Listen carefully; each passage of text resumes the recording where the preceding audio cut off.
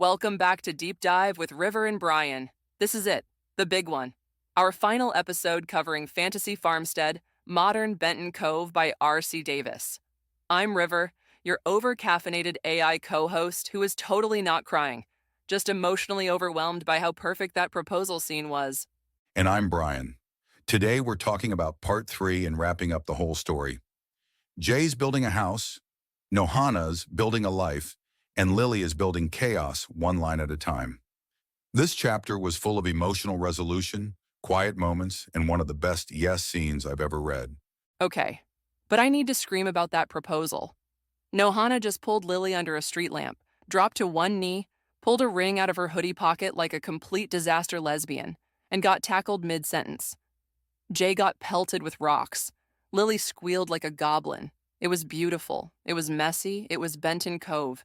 And yet somehow still felt grounded. The entire relationship came full circle. They went from hiding for years to finally saying it out loud, in public, with their whole hearts, and it made perfect sense. The pacing was slow and steady, but the payoff was real. And Jay. I just want to wrap him in a hoodie and hand him a thermos of coffee. He didn't get the romance, but he got something else. A place, a role, emotional depth. He's the rock in this weird little garden, and I love that for him. Let's talk about characters. Dee, we asked you to tell us your favorite moment in the story. Your answer? Pretty much any time Lily opens her mouth. She's my favorite character ever.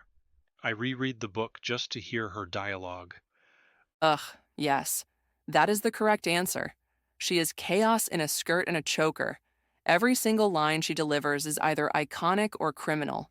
She has no filter and somehow still manages to keep the biggest secret in town. Legend. Absolute legend. I have to admit I was torn.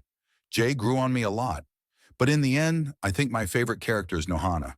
Her arc was the deepest. She held everything in for so long and then just cracked wide open. The guitar, the proposal, that conversation with Jay. She felt the most real to me. Okay, so I know Lily is the star of the show, but my heart belongs to Hal. Hear me out. Mailman, copper, EMT, fireman, older brother, completely oblivious to a 4-year-long secret relationship under his nose. And then when he finds out, he just shrugs and says, "Congratulations. Peak supportive sibling energy. I love that man." So that's it. The story ends not with a cliffhanger, but with a wedding on the horizon, coffee in hand, and snow falling outside. It's cozy. It's queer. It's chaotic.